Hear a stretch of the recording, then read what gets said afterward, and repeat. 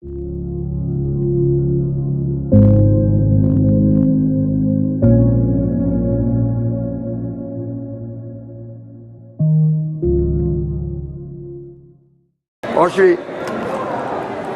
welcome to Mexico. Thank you. Can you tell us a little bit about you? Yeah, so my name is Oshri Azran. I'm 33 years old, living in Hod Sharon, Israel. I served at the Paratroopers Brigade, Unit 101. I joined the paratroopers as part of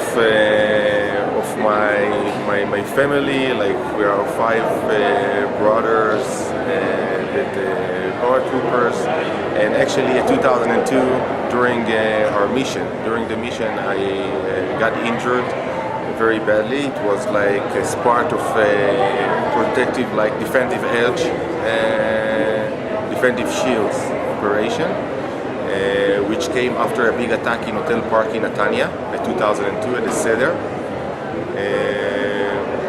Actually, I've been like together with my team at the house, and when we go into a place to attack a terrorist that shoot on my team, a sniper recognized me and shot me a bullet to the chest.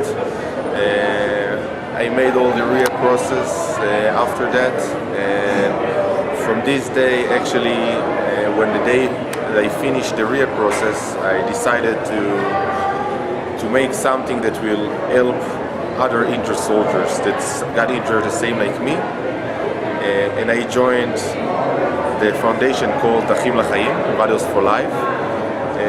From this time, I became one of the leaders of the organization, which taking care for the soldiers and bringing partners and organization to Israel.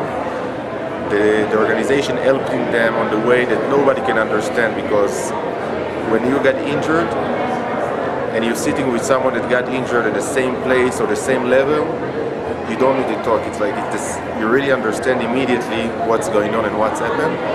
And the therapy is taking place by projects. Like, we have many projects, like a running project, cycling project, diving project.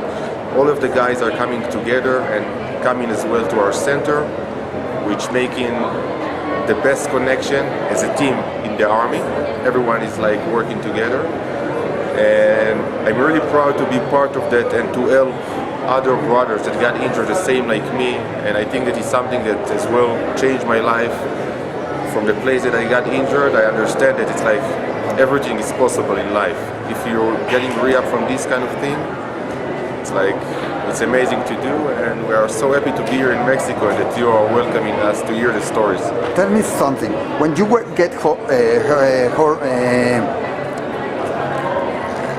Shot. You got shot, and many others got shot. We always say, oh, he was wounded, he died, and everything. But what's happened?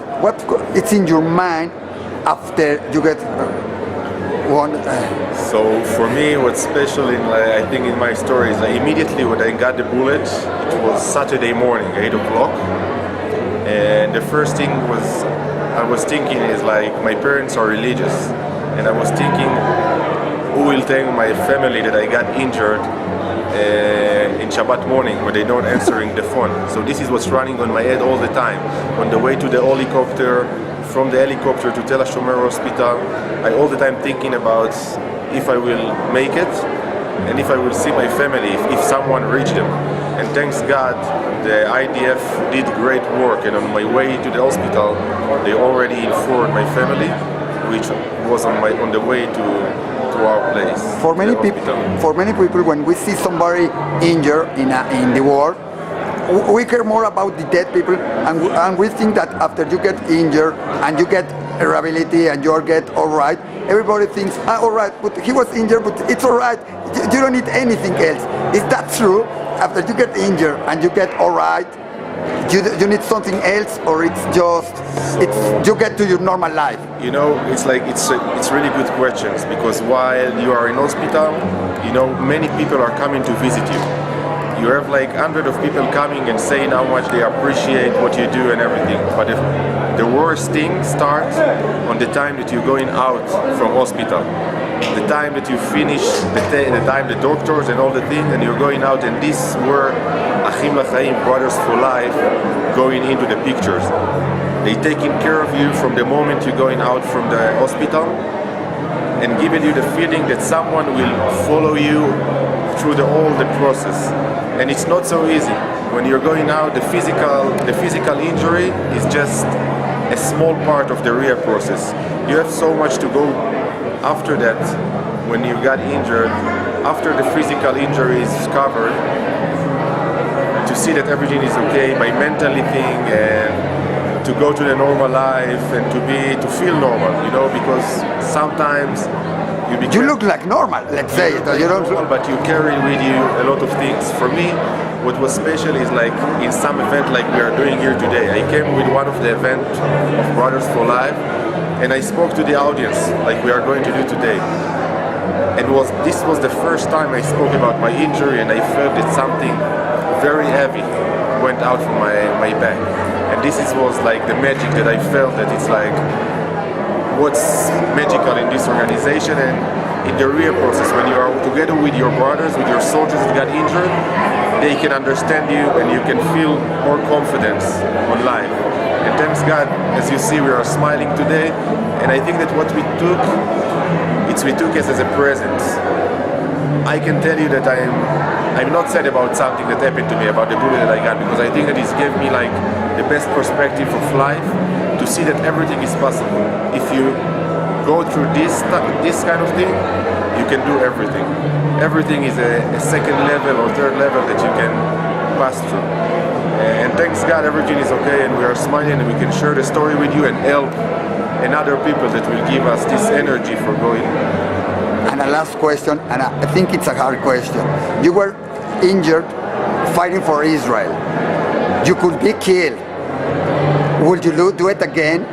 What do you feel about fighting? It's worth it? It's worth it.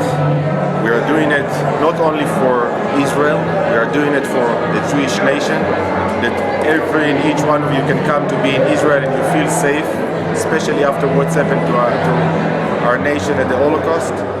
And I can tell you that if the IDF will tell me tomorrow you're going to the same mission and something like that will happen to you as well, I will do it immediately, because this is something that if we will not do that, nobody will do it for us. And this is what's special in our Israel and in our nation, especially in our units. And thanks God, I'm here, and we have our new generation of soldiers that keeping right now in Israel at the same time. Oshri, we are in Mexico. We hear your stories. We know that some soldier is getting injured there. What can we do in Mexico? We are not doctors. We are not the doctors that can fly help you, and it's just not money. What can we do here in Mexico to help these soldiers?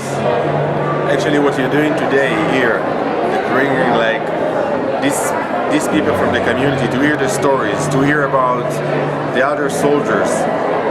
This is something that helps us and gives us the motivation for the soldiers to come here to speak, to share the stories and bring something together with them to Israel. It's not just you that want to hear the stories, it's the soldiers that want to share it and to feel that someone wants to listen to them and to be part of that. And what you did today for me, it's like, it's not about money, it's about the warmness and hospitality that you have here, and that people over here will know that we have the Israeli Defense Forces and the soldiers that want to keep Israel alive, and this is the best for us. Tell everybody, every soldiers in Israel, that we are happy, we are grateful for you to risk your lives for all the Jewish community around the world. Thank you so much.